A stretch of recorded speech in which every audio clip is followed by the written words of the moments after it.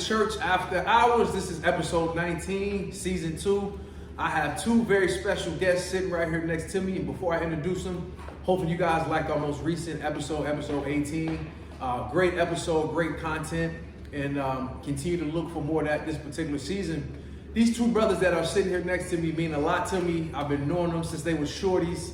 If you watch the podcast, you'll hear us talk about people like Mike Chapman, Troy Myrie, Mike Young, guys who mentored us in youth ministry. Well, when I became a young adult, I had the opportunity to kind of be for them what Mike and Troy and those guys was to us. And to my left is my brother, Chris Lewis. Yo. And then to my right is my brother, Darius Essex. And I had an opportunity to work with them in youth ministry. And what I want to do right now is just give these brothers an opportunity to introduce themselves, talk a little bit about themselves, and then we're going to jump right into the interview. So Darius, I'll go to you first. All right, my name is Darius Essex. I am about to be 38. I am a husband, a father of two, and most of the Hold on, 38? Yeah. Oh my God, it's making me feel old. Goodness. Yeah, Wow. Yeah, that's pretty much it. I'm a dad at the end of the day. And That's what's the up. most important thing to me. And then my man, What's good, y'all? Chris Lewis, 37. I'm about to be 38 in January. It is crazy. Cincinnati born and raised. Y'all see what I got on right now, so y'all know what it is. We going 3-3 today. I'm happy to be here with the brothers for sure, man. So yeah, let's get it started for sure. and it's crazy because as soon as they walked in, I'm like, why ain't y'all send me the memo? He got his Cincinnati gear, he from the Natty, he from Oakland, and I got on my Lakers gear. I would have worn something Chicago, you know what I'm saying? But before we get into the interview, man, I know y'all had a chance to watch a couple of the episodes, I'm sure, not all of them, but I'll go to you first, Chris. What have been your thoughts about the episode? And I know, shout out to your mom. She's one of our faithful viewers. She watched everything. Her and my mom and their little book club be talking about it. So what have been your thoughts about the podcast thus far? I mean, I enjoy it for real, man. Especially in my spare time, I get a chance to watch some of the episodes and everything like that. But I like it, man, because it's not too overwhelming. You know what I mean? And it's easy to listen to. And I always have great episodes, great guests, and everything like that. And I can actually learn something from your podcast too, for sure, man. So y'all continue to do what y'all doing. That's what's up. Thank you for those kind words. Yeah, definitely, man. Definitely. D, what's your thoughts about it, man? Yeah, pretty much the same sentiment as Chris. For me, I just like the fact that it's not too churchy. Yeah. Nah, real talk, real talk. It's just honest conversation, and that's one of the things. Just as men, we need to do a lot more often. And actually, we always talk about like the women gossiping and talk about things that go on in the church. Right. Men do it too. Yeah. What I'm saying, just to be honest with you. So that's one of the things I love about the podcast. It's just real at the end of the day. And that's real, and I'm happy y'all say that because that was our thing. We didn't want to come off as too churchy, and we just wanted to tell a story of 4 or 5 young brothers that grew up in the church together and how our relationship evolved and how it started in the church. And now we all doing different things in life and going in different directions, but our foundation started in the church. So that's the basis of the podcast, and I'm happy that you guys and others are checking it out. So let's talk about early 2000s when I was kind of introduced to you guys, really late 90s, early 2000s. What did youth ministry at Lincoln Heights Missionary Baptist Church look like for you, and what did it mean to you? Because I'll share my thoughts about it, but I want to hear from you guys because you guys were the youth at that time, and I was the young adult, kind of helping mentor people like Miss Renee and Corey Strobel's mom, Miss Strobel. What would it look like, and what did it mean to you? For me, it was interesting because my dad put me in youth ministry when I first moved to Cincinnati, and that was his way of trying to get me to meet new people within the church and develop relationships. So for me, it was like I was kind of like fearful because I always went to church, but I never got involved in church. So Lincoln Heights Youth Ministry for me was just me developing relationships, and to this day, everybody, for the most part, a lot of people that I hung out with then, I'm still in contact with now. So it's given me the opportunity to develop these relationships that I've had for a lifetime, and it's something that I hold really dear to my heart. That's dope, and I'm glad you mentioned your pops because that's my man, Tim Essex.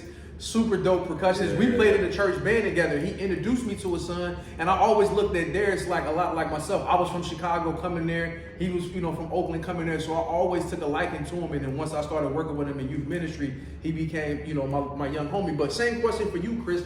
what did that time mean to you, and what did youth ministry look like for you? That was a good time, man. That was definitely a foundation for me growing up. Just being around like a bunch of the homies, a bunch of friends, man, and then having like y'all's mentors and everything like that, man. That definitely, I think, helped me to become the person that I am today, for sure, man. It was kind of like high school, bro, but in church, bro. Cause I feel like we was in church so much, man. Like we was always having like either choir practice or something dealing with the youth ministry, bro. But like everybody always had a tight bond. I know me and Darius ended up on the Wilberforce still a little bit together after that, man. So I mean, we, like you said, man, we had a lot of like bonds. You know what I mean? It's gonna never forever be everlasting, bro. So you can definitely appreciate that. I love everybody for real, bro. And let me also add too, real quickly. You mentioned Edna Struble, who I know is Miss Edna. Rest in peace. Yes, she rest in peace. She is the sole reason why I got my degree, because she took me up. She took me. Quick backstory: I went to put them equipment for summer. It didn't work out financially, but when I came back, I told Miss Edna what happened, and she took me to Wilberforce. She wrote a letter for me and gave me a scholarship.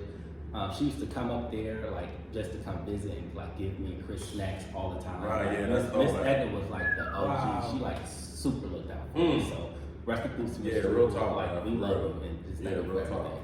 Man, you don't know how that made. I just feel emotions right now because Miss Edna was like working in youth ministry when we was younger, and then when I became a young adult, her and Miss Renee and others encouraged us to start giving back. So I was able to work alongside of her. And Miss Edna, for those that don't know, that's my boy Corey and Erica's mom, and she was that type of person to do something like that. Like that story, I'm sure it's maybe even hundreds of young people that can say that she did that type of stuff for them. And I want to say this, Darius, I want to stay right there, not to kind of put your business out there, but I know in high school, you wasn't the best student, but when you went to Wilberforce, you excelled. And was that because of people like Miss Strobel and people, showing it to you? Because I remember when you would show me your grades, you had like a 3.0, and like you was a totally different student in high school versus college.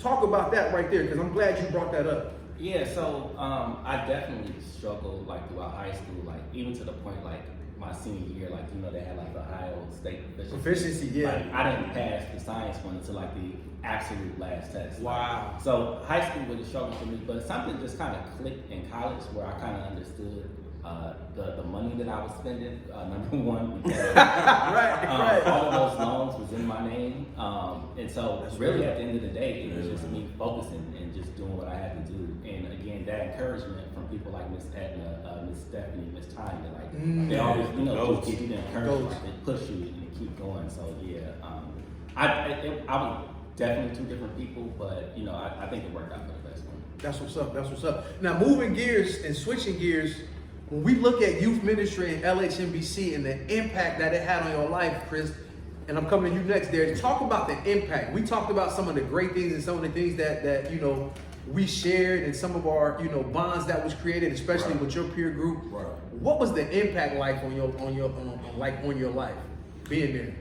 Bro, I honestly, I wasn't even like, I ain't gonna sit here and say like I was like in the streets or nothing like that, but I definitely felt like it put me on the right direction where I needed to be in my life, bro, to say, I can honestly say without like the youth ministry, like ain't no telling what I could be doing right now. But cause y'all really instilled like, the fear of God in me and everything like that, and just being able to be who I am today, man, I feel like the impact was just like beyond like anything that I could ever imagine, bro, because I feel like we probably had one of the loudest youth ministries in the city, bro. Like, I feel like if it was like a youth ministry fight, bro, we wasn't gonna lose. Right. Like, it was a ride, bro. But nah, bro, I loved it, man. Like, honestly, like, really thinking about it, bro, I don't know where I would have been without like our youth ministry, bro. Like, it was really legit. All right, man, so we're gonna take a pause for the calls. My brothers got some crew stories they gonna tell, but I'm gonna tell a story right now. It is a sinners and saints story. We go to this spot called Hopewell Baptist Church, which is one of the biggest churches in Atlanta at the time. It's really one of the first mega churches that I had ever went to. It was just huge. And Reverend Pipers had preached a sermon called Boys in the Hood, and he had went to this church. So we had a connection with them, and they wanted us to come sing. Miss Gentry, shout out to her son, Melvin, who watches the podcast. He's a faithful listener and watcher of the podcast. So he'll be able to substantiate this story I'm about to tell. So they take us down there, And when we get there, they lay out the red carpet. I mean, I forget the brother who was kind of like our chaperone. He kind of like showed us around. He was our age. He was in their youth ministry. So, man, we went and hung out, kicked it with him, ate. And then that Saturday, we went by the church, checked everything out. They took us to the mall. And then that night, we wanted to go kick it and hang out a little bit. So Ms. Gentry was like, cool, y'all can go hang out with the youth from the church. Just make sure y'all come back at a responsible hour so y'all can get up and be ready for church. So what do? We do the opposite. We do not get back in a responsible hour. So we kick it, man. We went to the mall. Then they had this racetrack spot where you did the go-karts. Like, we were just kicking it, man. Some of the most beautiful women I ever seen. And that was my real first time going to Atlanta as a young man. I had went as a kid, but it didn't count. So I'm seeing all these beautiful ATL women. It's just great. So we thinking we being slick. We, coming back into the hotel at like 2 o'clock in the morning. And what do you know? Miss Gentry is in our room waiting on us like, where have y'all been? Now, mind y'all, this is like 98, 99. So ain't no cell phones. None of us had a pager, so there's no way she could have known where we was at. So she was worried sick. We in Atlanta. What is she gonna tell our parents if something happened to us? But we're not thinking of that. We just boys trying to find some girls and kick it. Make a long story short, she chastised us. We got up like we did on that youth choir concert, sang really good. She spoke well, and then we was back in Cincinnati. But it just shows you, like, even though we were in church and we kind of got off track, we always, got ourselves back, back on track when we, made some bad turns in the road. And I just thought that would be a good story to tell with my young boys here, because I know they got some true stories to tell, but we almost to that point. But so, Darius, I'm gonna come to you first, because I want to talk about one thing before I come to you.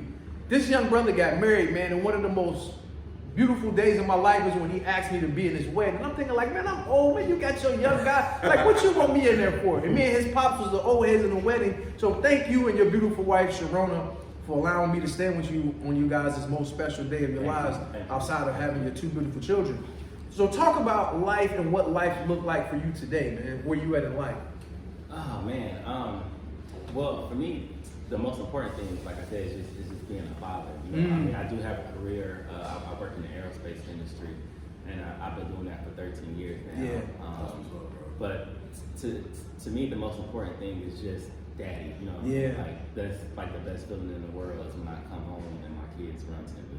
Yeah. So like, people always say like, what do you do for a living? I'd be like, well, I'm a dad first, and then I tell them I'm an aerospace auditor. But like, I think where I'm at now in life has a lot to do with, again, me being like well established in the church. Well, I shouldn't say well established, but me just being into the church, me having those women who helped out in the youth ministry, pushed us along the way.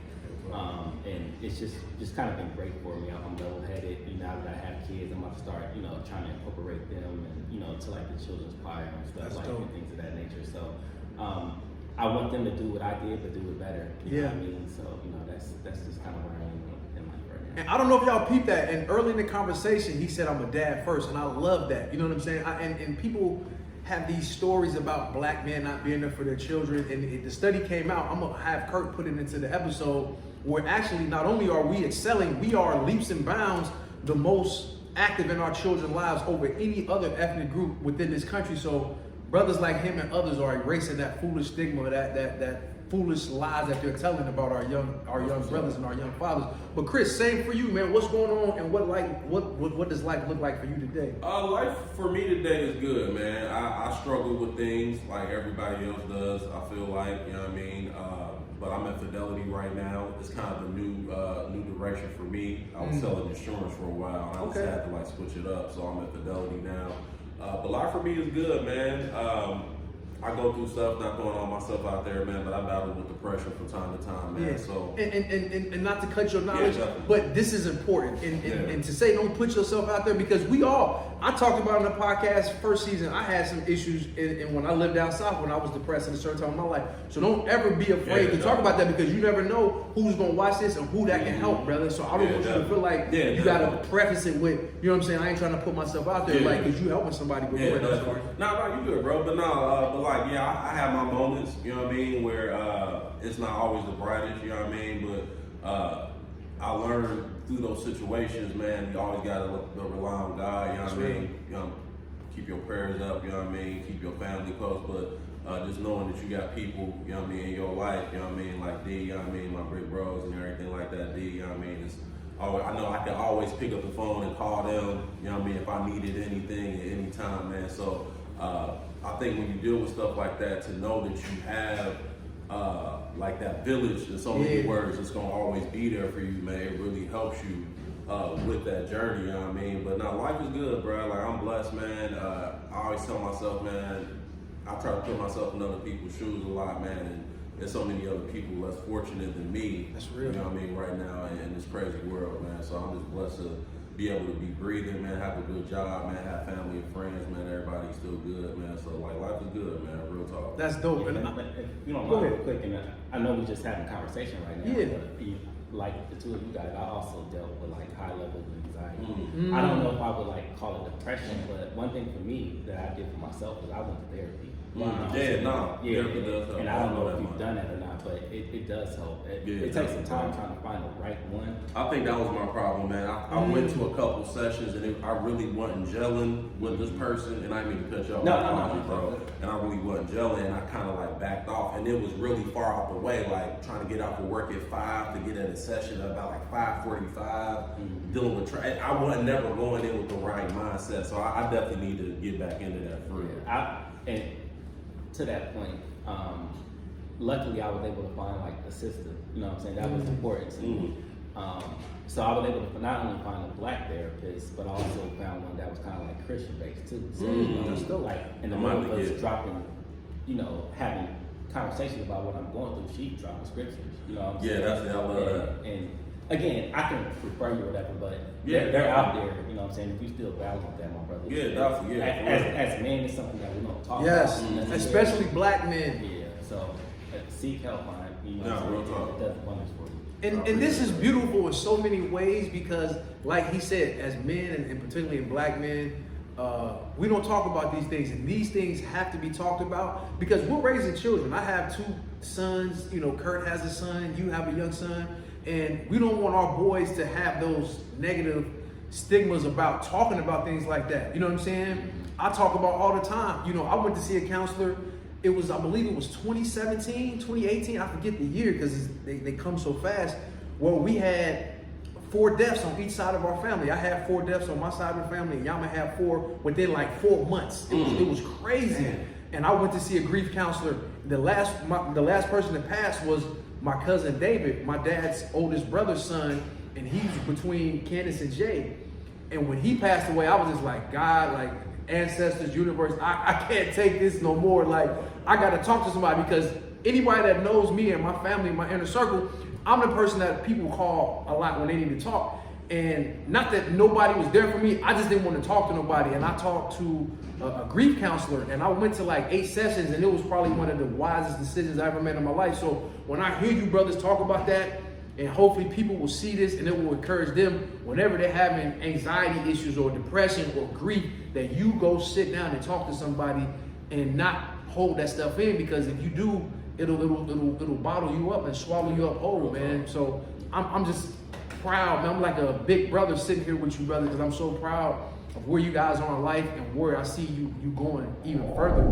So let's get to the smoke, man. Let's talk about a crew fun story. I'm gonna go to Chris first, and then I'm gonna go to D, man. Give us a crew fun story. Or it could be a Sinners and Saints or a Holy Hustle. Something dealing with y'all youth ministry days. Okay, so I think, you know what? I don't know. Were you there when we went to go see Kurt Franklin, Darius? Were you there yet?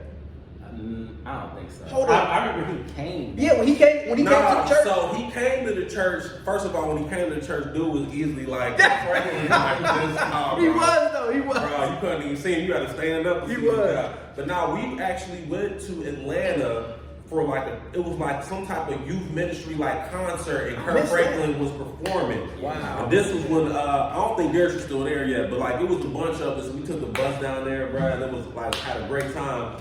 But along the way, just kind of like some Sinners and Saints of me and my boy Johnny, we was out doing whatever, man. I ain't gonna go too much detail, but we were getting disciplined. Is this Johnny, my brother, or a different Johnny? No, not y'all right now. Okay. I'm talking about dark skin. Dark skin Johnny. Oh, Dark skin Johnny, That bro. was home, Yeah, I need to look into that. I don't know where yet, bro. He's going through some, so I need to reach out to him. But anyway, we got into something, and we were getting disciplined. It turned into something funny. We were in the hotel room. They got yelling at us like, what was y'all doing? Yada, yada, yada. Meanwhile, one of the other chaperones is in the bathroom, like, lighting it up. Like, crazy. So me and Johnny sitting there, bro, like, trying to, like, not laugh while this dude laughing. Bro, you heard the bathroom, you heard the toilet flush, and he come out washing his hands, look at us, we look at us, he like, y'all all right? I'm like, bro, are you all right? Bro, and to this day, every time I see him, and I ain't gonna throw his name out, every time I see him, bro, I always crack up laughing, bro, because I always think it out, bro, and he literally lit this whole hotel room up something crazy, bro. And they sitting there reprimanding Bro, y'all for and I something was else. like, ain't no way, bro, y'all was taking it out seriously right now, bro. Hey. And it was so funny, bro. But that was a good time, bro. That was my first time actually going to Atlanta ever. Wow. And that was just a good time, bro. And it was like, we went out, you know what I mean? We saw the shows and everything like that. And it was just a nice time with the church family. Bro. Man, shout out to Lincoln Heights, because they took us on trips and took us out of the city, out of the state. Bro. Like, they laid it out for us talk, for real. Man. Real talk. Wow, Real y'all talk. was out there blazing. Yeah, See, we yeah. wasn't even doing that, man. Like, that's crazy. Yeah, it was I love it crazy. though. Yeah. But Darius, man, Chris gave us one. You gotta see if you can top that one, man. What you got for us, man? I don't know if I got something to talk about. I got some stuff that I probably shouldn't say on here. Right. I'll tell you this story, which was the last time I believe we had G19 at Lincoln Heights Baptist. Now, hold on. G19. What is G19? Just explain to the people what G19 So was. that's a scripture based off, I believe, is it It's Generation 1, Joshua 1:9. Joshua 1:9, yeah. I have plans for you. Listen, I'm not good at quote Bible scripture, but it was just a group of us, a collective. That was the name of y'all youth group. Yeah, it's just something that Pastor Mark Staples. Yep.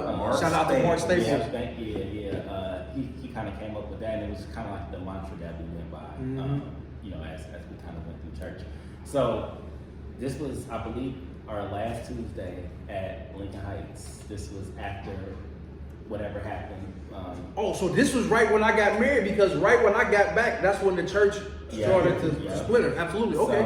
So this is 02. Yeah. Yep. Oh, so let me tell you. So that Sunday, the guy got up there and read the letter of talking about, they were releasing pastor. Wow. I'm sitting in the back with my cousin, and my cousin heard this letter for the first time. She didn't know what was happening. This you told me you talking about? Okay. And she's in the back of the church going off. Like I didn't have to pick her up, but I had to like escort her out because she was out making a disturbance.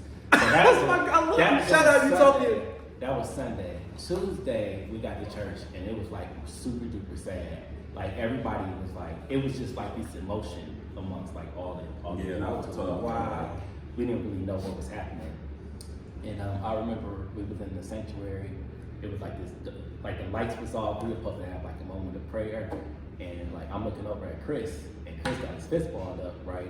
Bro. And like we supposed to be like praying, but like Chris is like mad, so I keep looking at Chris. So Chris got up. I don't remember what he said, but I had to go grab Chris. And at Lincoln Heights, it's the where the choir sit, and then you can walk behind. Yes. Walk behind that area. So They had them little rooms back there. I grabbed Chris, and I was walking him behind, where the choir was sitting.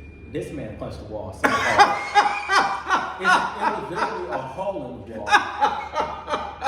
And I was like, Chris, man, you gotta be calm, So I'm still trying to usher him down there, and like we gotta explain this hole in the wall because I don't know if anybody saw it. Right. But I didn't say nothing. Wow. But that was literally like the last time we was at Lincoln Heights crazy, on a Tuesday. Chris put a hole in the wall, and then the following Tuesday it was like 30 people in Pastor's home down. Yup, he started. Yup. Crazy. It was crazy, man. Wow, that's crazy. Chris, I gotta have you follow up about punching the hole in the wall, man. Talk about that moment. That was a very dark time for me. Because for one, we were all so young, so like we kind of knew what was going on, but we knew what was going on then. We knew what was going on. And obviously, I ain't throwing nobody out there, but it was like they was breaking up our family. Yeah, I always said it felt like a divorce. Bro, it was horrible, bro. That's what they told us that they had to leave, like I was just thinking of like Frederica, Megan, Yeah, like those your everybody. sisters, You yeah. feel me? And I was heated, bro. Yeah. Like that wall had to fear this shit to its right. And it's so crazy when I did it, bro. I was low key shocked. I was like, this is crazy. Like, I ain't know I was that Bro, strong. you feel me? It was wild. It was wild. But yeah, that was crazy, bro. Just real quick, so I know we about to wrap up. No, go ahead. Because he brought up Pastor Staples. Just another quick side story.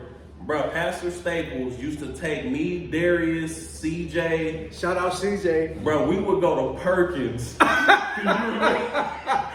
would go to Perkins during church, bro. Yeah. Like he would take us to Perkins during church, and like we would be in there smashing and come back. That 3-stack. Perkins Bruh, 3-stack. and like go home like ain't nothing happened, man. But no, Generation 19, man, I wouldn't change any of it for the world, bro. Yeah, and real talk. Shout out to Pastor Staples. Real talk, Because man. he is really the glue, essentially. Like Yup. Real we talk. all have like this bond, this friendship. Like we don't always talk and see each other every day, but like when we see each other, it's like it's always. Oh yeah, it's family forever, bro. Yeah. Real talk. And for those that don't know, Pastor Staples, once Miss Juanita left, that was the person that they hired that kind of took over youth ministry. So Pastor Staples was their Miss Juanita, and I had a chance to work with him side by side, and he really loved these kids, man. And shout out to him and his beautiful wife and his children, man. Wherever he's at doing in life, I need to reach out definitely. and contact that brother.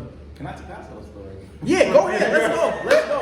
Get it in. Right. So Chris, I don't know if you remember, we did like a little, like kind of like a youth ministry trip in like some cabins, right? And it was literally all of us, and we had like this little camp area, like bring it out, right? So like we would like just have these sessions in the afternoon, and Pastor Staples was like, he wanted to like relate to us, and like he like would do what he could, like to do that one time. He was talking about like how music affects us, right? Yeah. And so, and it like keep in mind, like we wasn't in church, we was at this campsite. Was And it Camp Joy? It was like Kentucky. Oh, so it must have been a Yeah, I different don't joint. think Okay, it it was wasn't. Camp Okay. Joy, no. So he was making an example of how music affects us, and he started playing the Ludacris Waterfall. Are you serious? I'm dead serious. And we was all shocked. And then, like, yeah. But before he played that song, there was like an interlude on the album. He was like the royal penis is clean. Yeah, that's from not from Coming to America. And he played that, and like we all our response. That is I hilarious. remember that, bro. But that's just the type of person like He like was, bro. he just wanted to relate. He wanted really to did, relate. bro. And he did the best that he could, and it was dope. We understood what he was trying to come across, but like that was a little bold with a bunch of like 13, like younger. I 13. totally forgot about that trip, bro. Yeah, I really did. Yeah, man. that was a good Wow. time. That's all I said about that. Wow. Man, we've come Good to the time. end. I'm gonna get parting words from my young brothers, and then we gonna have the message and get out of here for episode 19, which has been an instant classic, man. Nostalgic, sit with these brothers. Easily. Chris, before we let you go, man, anything you want to say in closing to the people, man? No, man. I just want to say, just thank you both for allowing me to be on the show, man. I really appreciate it, man. Being able to be with y'all, man. Even on this early Sunday morning, had to jump out of bed, but like I love it, man. Like I just pray that y'all continue to do what y'all doing. Absolutely. Y'all, man, for sure, man. And to everybody viewing, man, y'all keep tuning in for sure, man. They always gonna hit y'all with some heat, man. For real. That's what's up. D, any closing words? Any parting words? Yeah, so for me, again, thank you guys for having Chris and I on the show. I guess my only part of words is like to the kids out there or to the adults that have children, like it's okay to like, put your kids in ministry. Like you don't understand like the relationships and the bond that they're gonna have. Not everybody in the church is like super churchy. Like I have a relationship with D, not only from church, but like even outside of that, yep. you know what I mean? Like, so there's a lot of good people in church, and there are also a lot of bad ones, but the people who have your best interests at heart, gravitate toward those people, because they'll continue to encourage you to do the right thing and to be your best person. That's real. And a lot of y'all, anybody that know me know how much I love music. If I give you some new music to check out, a lot of times it's from him, because he be on it, man. Me and him share music with each other all the time, and that's our relationship. Like you said, it's outside of church. It's, hey man, how you and the wife doing? And I just told him this recently, and I told his wife, because I seen him at my cousin Nikki's 40th birthday party. Cause I'll be laughing at his posts about his children, how they, get into stuff. I said, not Chris, but I said, Darius, enjoy them at this age. Cause I'm looking at my sons, they juniors and sophomores, and they about to be gone, man. So the time go by so fast. So enjoy those precious moments, man. And I'm gonna leave y'all with this week's message. It's an African proverb, and it simply says, the child not embraced by the village will burn the village down.